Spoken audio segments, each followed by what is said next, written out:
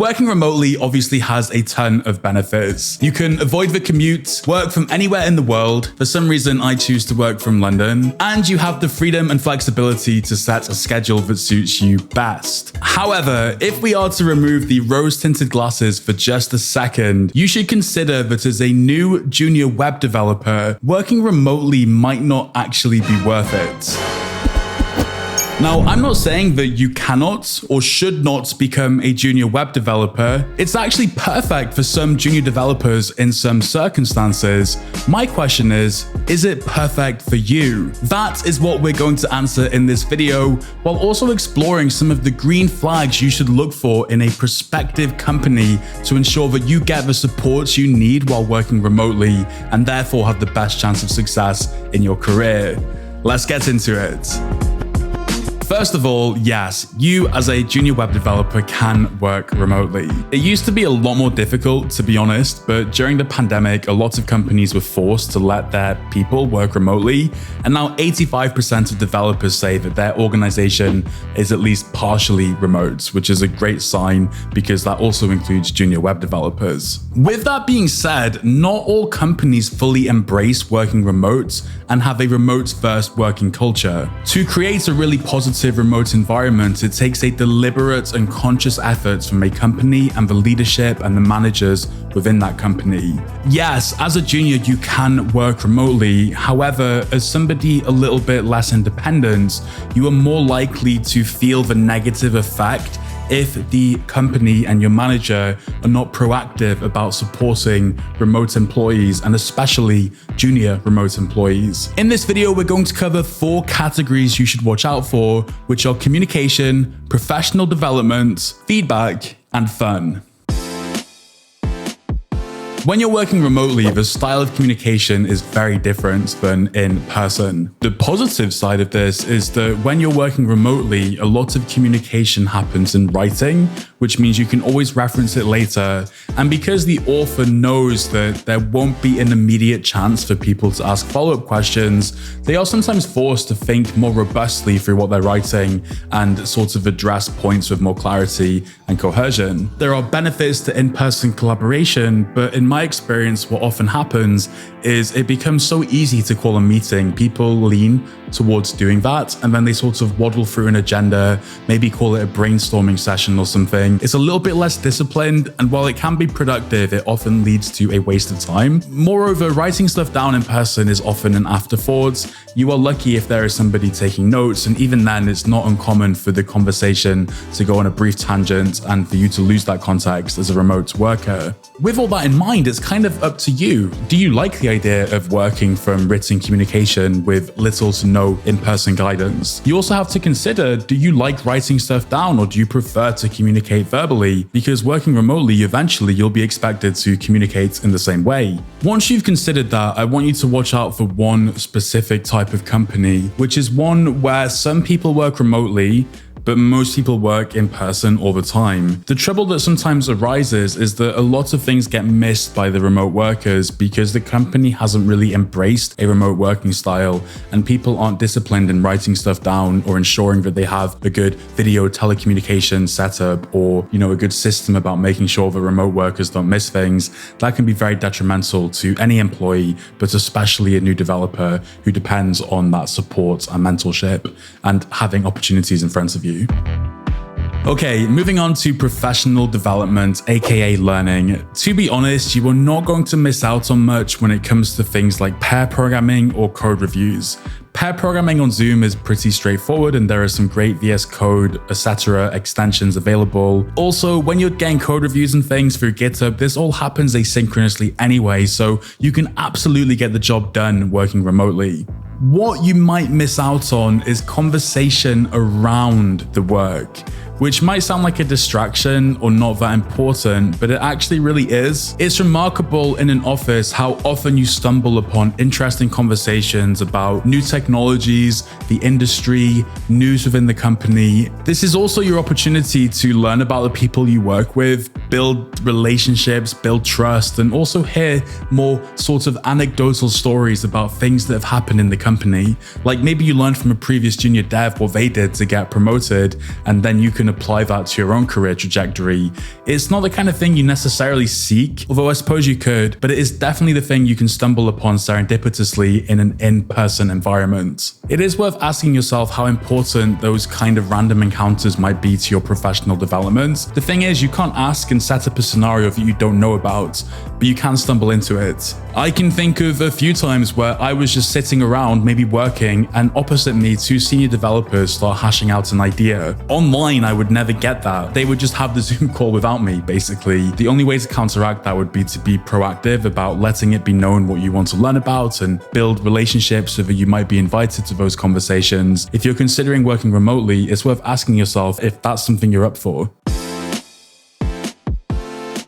Okay, when it comes to feedback, I do think you can materially get everything you need when you work remotely. However, you do need to be quite proactive. This is because you're not going to get feedback on your work unless you keep everybody else informed about what you're working on, so it's worth asking if that's something you're up for. But also, you need to make it known that you're open to feedback and sort of make people feel as though they can share feedback with you candidly and know that you won't take it bad or something. Unfortunately, sharing feedback online is a little bit more nuanced than in person, because you lose body language and context and all these things, and so it can be difficult to get feedback unless you really make a conscious effort to welcome it. And as a developer, feedback comes in lots of different forms. The most important things are probably code reviews, which you will get certainly, and also periodic review sessions with your manager.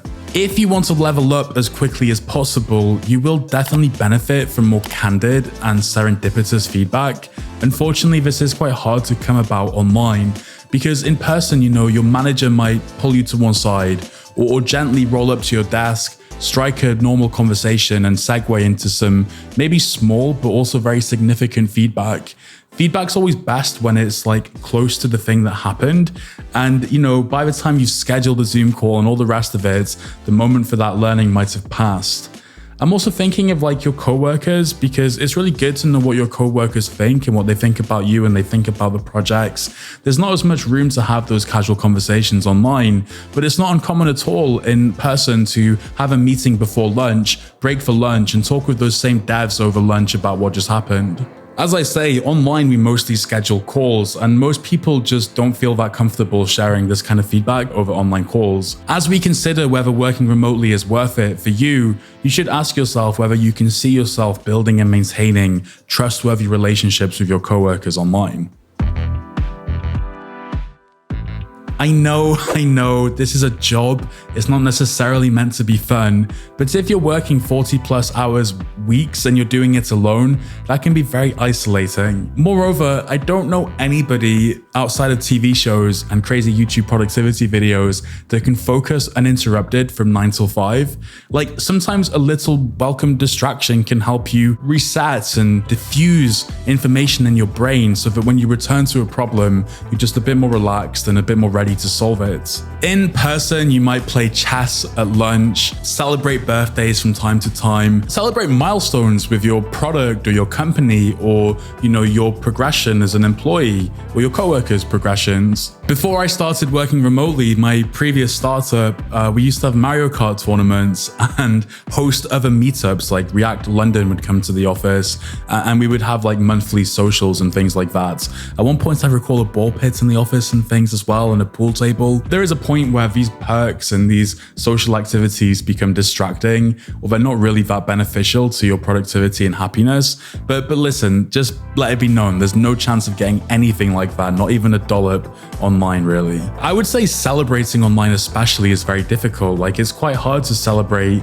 not birthdays and stuff necessarily, like that's not as important as like celebrating milestones on the projects you're working on. I think that's a great opportunity for you perhaps to get some credits. Likewise, it's very motivating. So depending on what kind of worker you are, what kind of person you are, you might want to consider if you value that feeling of being in the trenches with people and celebrating the milestones in person.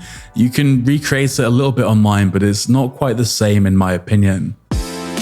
Okay, so by now you should be asking yourself the following questions. Do you mind keeping others informed about your work? Are you happy to reach out to others as appropriate to keep things on track? And can you maintain a good working relationship with others while you work remotely? I also want you to consider whether you think you will work well from written directions with little to no in-person guidance. As a remote worker or somebody working from home, you have to be quite self-motivated. Can you manage yourself without others prodding you? Remember, you need to be ready to assure an employer of all these things and ideally prove and quantify them, so it's really worth spending some time now reflecting on whether it's something you really want to do. If you're assured this is something you want to do, then that is very good. I mean, like I said, working remotely can be a great situation for a lot of us. I think now you need to turn your attention to evaluating the company and making sure that they truly embrace remote work and will support you as you need to be successful as a junior. Remember, the company needs to be proactive about supporting junior developers who need a little bit more handholding at the beginning. Some companies will try to foster that team building and trust building within teams, maybe even celebrate a little bit as well. In my view, it's never going to be quite the same as working in person, but when you zoom out, what you're basically looking at is a trade-off, and maybe that trade-off compared to the benefits of working from home is worth it for you individually. The only thing left to answer is how to ensure that the company you're interviewing with will support you as a remote junior developer. To help you with that, here are some questions to consider. Sometimes you can answer these questions by reading their blog, LinkedIn, Glassdoor reviews, or by following employees at the company. Beyond that, you want to remember that a job interview is a two-way street. You're meant to interview them just as they are meant to interview you. You might be doing yourself a disservice if you don't get to the bottom of these questions, as you may end up in a situation that really isn't worth it. All right, I think that's enough to chew on. If you want to, you can check out the written version of this video for a bit more detail. I'm also linking to the episodes with Claire and with Maeling, who are both junior developers who started their careers working remotely. Last time I heard of loving it, they have no regrets. You can learn specifically how they got those jobs and what their impression was. Of course, the best way to get a remote junior developer job with a supportive company is to level up your skills and become the most attractive candidate you can be. For that, I highly recommend enrolling in Scrimba's front-end developer career path, which takes you from not knowing much code to coding at a hireable level, and there are some modules on passing job interviews and things as well. But alternatively, if you want to pick and choose, you can browse the course library using the links below as well. Many of the courses are completely free. My name is Alex. Thank you so much for watching. Don't forget to like and subscribe, and I will see you next time.